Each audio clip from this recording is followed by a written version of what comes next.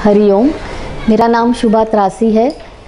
मेरे पति विराज त्रासी और मेरा बेटा गौरव, हम हांगकांग में रहते हैं। पिछले 20 साल से हम हांगकांग में रह रहे हैं। हमारा सौभाग्य है कि 2005 में हमें बापू मिले। बापू ने हमें स्वीकार किया। हम उनके पास आने लगे, यानी कि हम उपासना जाने लगे। हम में से किसी ने भी बापू को देखा नहीं था। सुमेधा वीरा वहाँ आई थी, उन्होंने हमें बताया, हम उपासना जाने लगे। पहले तो बहुत हिचकिचाहट थी, क्योंकि हमने कभी बापू का नाम सुना नहीं था, ऐसी उपासना देखी नहीं थी, पर बहुत अच्छा लगता था। इस तरह से धीरे धीरे उपासना में जाने लगे। लोग हमें पूछते हैं कि क्या मिलता है बापू के पास जाने से, क्या अनुभव है। मेरे पास ऐसे कोई अनुभव नहीं है कि कोई जानलेवा बीमारी हुई या कोई ऐसा हादसा हुआ, पर यही क्या अनुभव होते हैं। मैं तो बहुत खुशी से कह सकती हूँ कि अब तक मेरा सबसे बड़ा अनुभव ये है कि बापू ने ऐसे संकट आने ही नहीं दिया है। यह उनकी बड़ी कृपा है, श्री राम। पर ज़िंदगी में हर रोज़ कोई ना कोई हादसा तो होता है। ऐसे एक दो किस्से ज़रूर है। शायद हमें अब ये छोटे लगते हैं, लेकिन बहुत बड़ी बात है। हांगकांग में 2007 में मेरे पति का जन्मदिन मनाया गया था, 50वां। इसलिए हमने बड़े प्यार से बापू के पादुका घर पर लाके पूजन किया था। जन्मदिन तो हो चुका था, पर पादुका हमारे घर पर ही थे। मुझे याद है सुबह के 11 बजे मेरी सास और मैं अकेले थे घर में, और बापू भी थे। पर सच में पादुका की हम पूजा तो ज़रूर करते थे, पर उस दिन हमें उस पादुका के मायने सच में समझ में आए। बापू सचमुच थे उधर। बात ऐसी हुई कि 11 बजे बहुत ठंड थी, मार्च का महीना था, फिर भी बहुत ठंडी थी।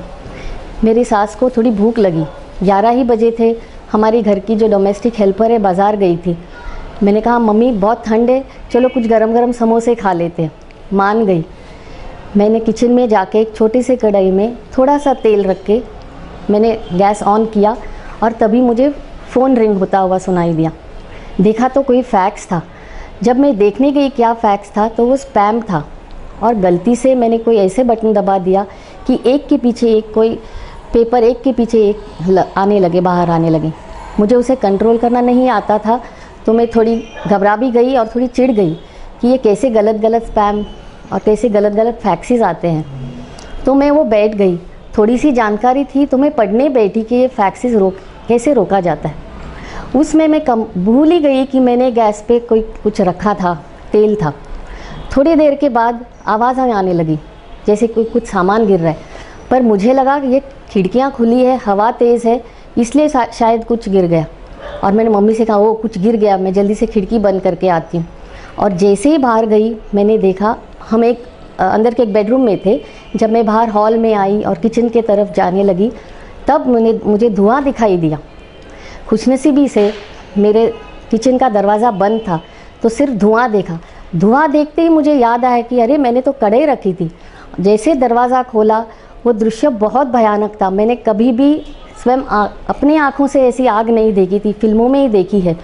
पूरा किचन आग से भरा हुआ था, और मैंने देखा कि जो आवाज़ें आ रही थी वो सीलिंग की ट्यूबलाइट और छोटे बल्ब जो होते हैं वो, और गैस रेंज के ऊपर से जो चिमनी होती है, जो रेंज हुड होता है मॉडर्न कुकिंग रेंज की, वो सब पिघल के एक एक करके नीचे गिर रहे थे।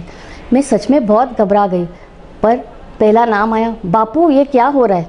फिर मैंने अपने आप को बोला बापू है, सब ठीक हो जाएगा। मैं सच कहती हूँ, मैं बहुत कॉन्फिडेंट वाली लड़की नहीं थी। आमतौर पे मैं बहुत डर जाती, पर पता नहीं कहाँ से हिम्मत आ गई, और मेनली प्रेजेंस ऑफ माइंड। मैंने फटाफट गैस बंद कर दिया, और इलेक्ट्रिकल बॉक्स हमारा किचन में ही होता है, वहाँ बंद करने गई तो हिम्मत ही नहीं हुई, आग इतनी थी। और मुझे किचन का दरवाज़ा बाहर बंद करके आना पड़ा, क्योंकि वहाँ बॉक्सेस सील्ड होते हैं, आसानी से नहीं खुलते। बहुत डर गई थी।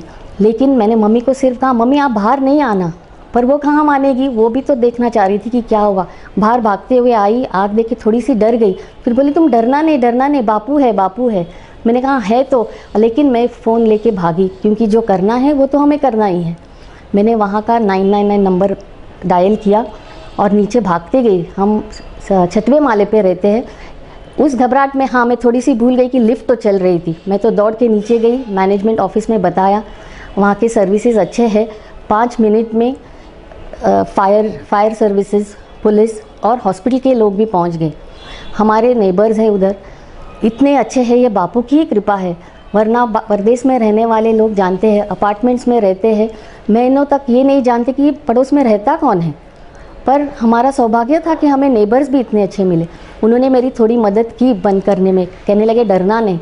उतने में तीनों ये सर्विसेज, इमरजेंसी सर्विसेज के लोग पहुंच गए। उन्होंने जो करना था किया। मैं बाहर बैठी रही। उन्होंने आके कहा कि हमें आपसे बात करनी है। पर तब तक ये सब कुछ एक 10-15 मिनट में हो गया था। उन्होंने हम दोनों से बात की। हैरान रह गए कि हम ना डरे थे। मेरी सास तब 80 साल की थी, बिल्कुल डरी हुई नहीं थी। मैं भी पता नहीं कैसे हिम्मत जुटा के बैठी थी। जब उन्होंने देखा सब कुछ ठीक है, हादसा ही था, हमें कोई चोट नहीं पहुंची है, तो वो चले गए। पर अब बड़ी बात तो अब बाकी थी, ये किचन का क्या करें। वहाँ तो रूल्स इतने स्ट्रिक्ट है। हमारा तो भाड़े का घर था, हमारा खुद का तो था नहीं, कोई इंश्योरेंस नहीं, कुछ नहीं। लैंडलॉर्ड को बताए तो कैसे बताए, पर बताना तो था। मेरे पति ने जब शाम, पति को ऑफकोर्स मैंने फ़ोन किया, वो तुरंत आ गए, एक 15-20 मिनट में वो भी पहुंच गए। जब उन्होंने लैंडलॉर्ड को फ़ोन किया, वो आप मानेंगे नहीं, देखने भी नहीं आए। नहीं तो वहाँ इतने स्ट्रिक्ट होते हैं छोटी छोटी बात के लिए। अगर हम कोई पेंटिंग भी लगाए दीवार पे तो आके इतनी बड़ी बात करते, वो देखने भी नहीं आए। कहने लगे आपको जो करना है करो, देखो लेकिन मैं तो नहीं भरूंगा इसके पैसे। ये तो होना ही था, मेरी गलती थी, मैं वहाँ कड़े रख के भूल गई थी। पर बहुत बड़ी बात बापू ने छोटे से एक हादसे में संभाल लिया। मैं तो मानती हूँ, मुझे अभी भी याद है, होली का दिन था। पता नहीं मेरे प्रारब्ध के और हमारे सबके प्रारब्ध के कौन सी बुराई उसमें जला दी बापू ने। उसके बाद उस घर में हमने बहुत सुख भोगा है, बहुत ही सुख के दिन देखे हैं। और इंसिडेंट्स के बारे में बताया जाए तो मैं जैसे कह रही हूँ, मेरे कॉन्फिडेंस, लोगों को लगेगा आत्मविश्वास कौन सी बड़ी बात है। उन लोगों को तो कोई बड़ी बात लगेगी ही नहीं जो जन्म से ही थोड़े कॉन्फिडेंट है। पर बहुत फ़र्क पड़ता है, बहुत फ़र्क पड़ता है, क्योंकि आत्मविश्वास से हम ज़िंदगी में कितनी चीज़ें कर जाती है। मैं एक किस्सा बताती हूँ, कोई हादसे वाली नहीं है, पर सचमुच मेरे लिए बहुत बड़ा अनुभव है। हमारे ग्रुप में हम 3 परिवार है जो पादुका रखते हैं, उपासना करते हैं। उसमें से एक फैमिली ने एक बार शिप पे उपासना करने का सोच लिया। बोले उस शिप पे उनके बहुत प्रॉब्लम्स थे, तो हमने संस्था से परमिशन ली, शिप पे कर सकते हैं। सब बोले क्यों नहीं, कहीं भी कर सकते हो। तो हमने वहाँ उपासना रखी। जब मैं वहाँ गई, मुझे तो अंदाज़ा नहीं था, मैं शिप पे पहले जा चुकी थी, पानी से बहुत डरती थी। और हाँ, उससे पहले पानी से मुझे इतना डर था कि मुझे बुरे बुरे सपने आते थे कि मैं पानी में बह रही हूँ, पानी में बह के मर रही हूँ। ये सपने ना जाने मैंने कितने सालों से देखा है, बचपन से बड़े होने तक। और ऐसे में हमें शिप पे पूजन करना है, फिर भी हमने सोचा शिप पे है तो क्या हो।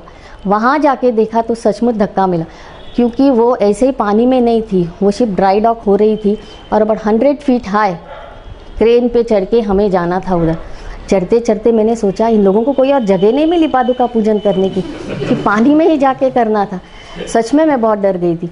मेरे पति तो हमेशा शिप पे रहे हैं, बेटा भी बहुत एक्साइटेड था कि अरे वाह ऐसे हम चढ़ के जा रहे शिप पे, दोनों बहुत खुश थे। बोले मम्मी डरना नहीं, आप बीच में चलो, आगे पीछे हम चलेंगे। पर मैं बार बार पीछे मुड़ के देख रही थी, क्योंकि आखिर में मेरा बेटा पीछे चल रहा था। पति ने डांटा, बोले तुम चुपचाप चलो, कुछ नहीं होगा, नहीं फिसलोगे। और उसमें बहुत ज़ोरदार बारिश, इतनी बारिश मैं बता नहीं सकती। मैं डर डर के गई कि बापू आपको यहाँ क्यों आना था, यहाँ क्यों पूजन करना था, गलती थी मेरी। जब मैं वहाँ पहुँची, हमने देखा कि हमारे दोस्त की माँ जो 70 साल पे भी बड़ी थी, इतनी खुशी से हमारे स्वागत कर रही थी, हमसे पहले पहुँच गई थी। मुझे बड़ी शर्म आई।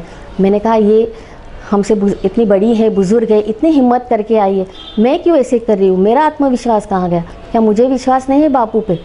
पूजन बहुत अच्छा हुआ। जब हम आए, मैं सच कहती हूँ, उस दिन से आज तक मुझे कभी भी वो सपना नहीं आया। बापू ने यही अनुभव दिया और मेरे लिए बहुत मायने रखता है, क्योंकि उसके बाद मैं बहुत चीज़ें कर सकी हूँ। मुझे लिखने का शौक़ था पर शर्माती थी, हर चीज़ में मैं डरती थी, सहम जाती थी। पर अब मैं बहुत चीज़ें कर सकती हूँ, मैं बस बापू का नाम लेती हूँ। एक उनका जप ही मालूम था, ओम मन सामर्थ्यदाता श्री अनिरुद्धाय नमः। उससे ज़्यादा हमें कोई प्रार्थना, श्लोक, जप कुछ नहीं आते थे।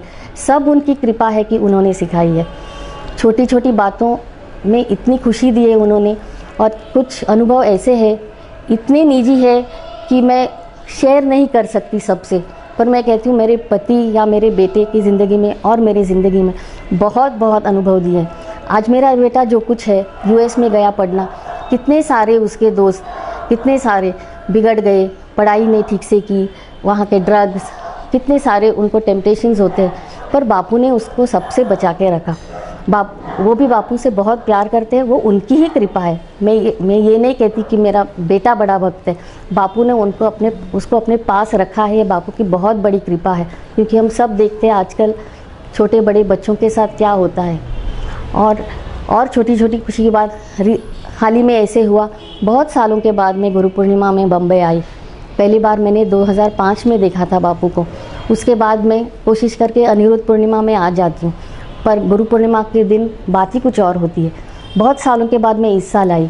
मैं सोच रही थी कितने लकी है वो लोग, कितने लकी है जिनको ऑप्शन मिलता है बापू का।